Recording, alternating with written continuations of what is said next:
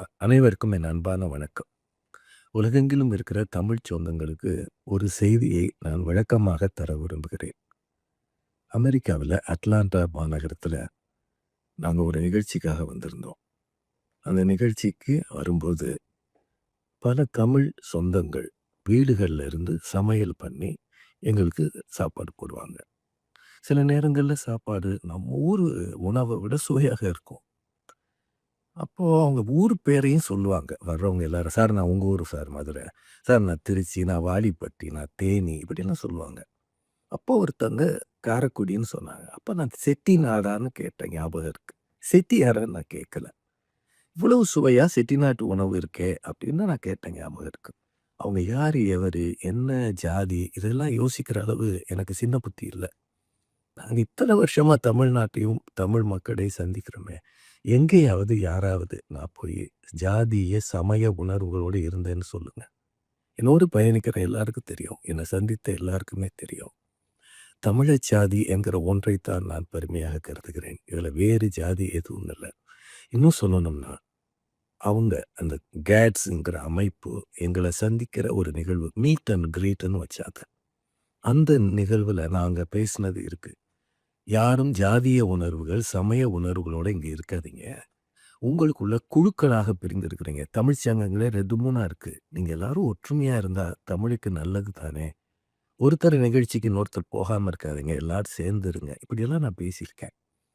அந்த ஊர் நிகழ்ச்சி நடந்ததே பிப்ரவரி 3ஆம் தேதி செவ்வாய்க்கிழமை.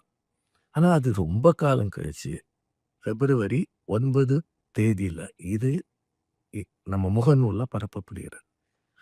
ஒருவேளை அந்த சகோதரிகள் நான் அப்படி பேசியிருந்தா, அப்பவே அவங்க என்ட்ட கேட்டுருக்கலாம். அல்லது அன்று மாலை நடந்த அந்த பட்டிமன்றத்தின் போது என்ன புடிச்சு கேட்டுருக்கலாம். எல்லாரும் சந்தோஷமா இருந்தாங்க. பனி, குளிருக்கு மத்தியிலேயும் நெறைய மக்கள் வந்தாங்க. ஒண்ணு சொல்லவா? இவ்வளவு தொலைவு நாங்க வரும்போது, எங்கள தேடி வந்து அன்பாக அவங்க உணவு தரும்போது, அவங்க முகங்கள் எங்களுக்கு ரொம்ப உறவினரை விட நெருக்கமா தெரியும். "உண்டி கொடுத்தோர் உயிர் கொடுத்தோரேன்னு" தமிழ் சொல்.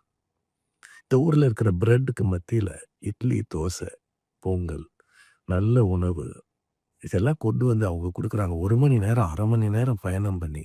அந்த பிள்ளைகளின் அன்புக்கு நிகர் அது மட்டும் தான். அவங்கள போய் நான் ஜாதியை பத்தி விசாரிப்பேனா? ரொம்ப தவறான பதிவுங்க. உண்மையிலேயே ரொம்ப மனவலியோடு இத பேசுறேன். எந்த காலத்திலும் நான் அப்படி இருந்ததில்லை, இருக்கப் போவதும் இல்லை. தமிழ் சொந்தங்களே, தயவு செய்து இத பற்றி இந்த கருத்துக்கள புறந்தள்ளுங்க. எனக்கு கடவுள் அறிய அந்த மாரி நான் நடந்ததா எனக்கு தெரியல. ரொம்ப இந்த பயணங்களே ரொம்ப கஷ்டமானதுங்க. அவங்க தாங்க எங்களுக்கு சாப்பாடு குடுத்து எங்கள கொஞ்சமாவது காப்பாத்துறாங்க. அவங்கள போய் நான் ஜாதியெல்லாம் கேட்க முடியுமாங்க? கேட்பேனா? எதுக்கு கேட்கணும்? அவங்க என்னோட என் பிள்ளைகள் மாதிரி வந்து நிக்கிறாங்க. அவங்ககிட்ட போய் நான் எப்படி கேட்க முடியும்?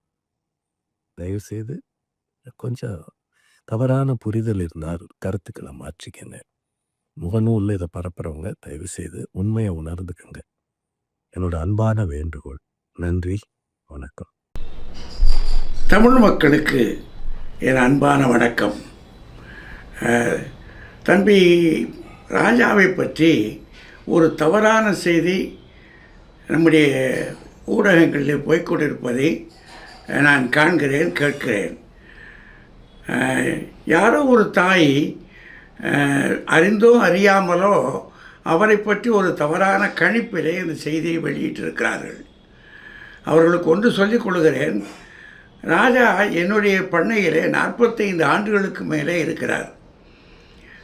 அவர் எப்படிப்பட்டவர் என்பது எனக்கு நன்றாகவே தெரியும். என்னுடைய பிள்ளை அது. ஜாதிகள் இல்லையடி பாப்பா என்ற பாரதியின் சந்தத்தை அவருடைய சிந்தையில் ஏற்றுக்கொண்டவர். அவருக்கு இப்படிப்பட்ட எண்ணங்கள் கிஞ்சித்தும் இருக்காது என்பதை நான் சத்தியம் சொல்லியே சொல்லுவேன். ஆனால் அப்படிப்பட்ட மனிதரை ஏதோ ஒரு தவறான கணிப்பிலே, அது ஏன் அப்படி கணிப்பு ஏற்பட்டது என்பது எனக்கு தெரியவில்லை. ஏன்னா நான் அங்கே இல்லை.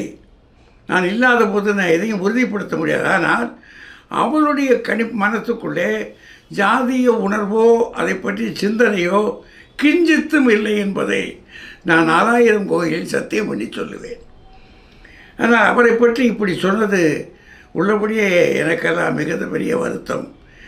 எங்களுடைய பண்ணைகளை யாருமே அப்படி இல்லை. அப்படி வளர்ந்தவர்கள் நாங்கள் யாருமே அப்படி இல்லை. ஏன் இந்த தவறான கருத்து வந்தது? அதற்கு இத்தனை ஆர்ப்பாட்டம் வேறு இருக்கிறது என்பதை பார்க்கிற போது நட்பை விட பகைமை மேலோங்கி இருப்பதை காண்கிறேன். இது தமிழர்களுக்கு நல்லது அல்ல, தமிழ் வளர்ச்சிக்கு இது நல்லதும் அல்ல. அதனால் மிக பணிவாக உங்களிடம் கேட்கிறேன், எதுவாக இருந்தாலும் அவரிடம் நேரே கேட்டிருக்கலாம், அவரை திருத்தி இருக்கலாம். அந்த தாய் திருத்துவதற்கு பதிலாக இந்த பதிவை செய்து பகைமையை வெளிப்படுத்தியிருக்கிறார்கள். அவர்களிடத்தில் என்னுடைய வருத்தத்தை நான் தெரிவித்துக் கொள்கிறேன். ராஜா அப்படிப்பட்டவர் அல்ல என்பதை மீண்டும் நான் உறுதிப்படுத்துகிறேன்.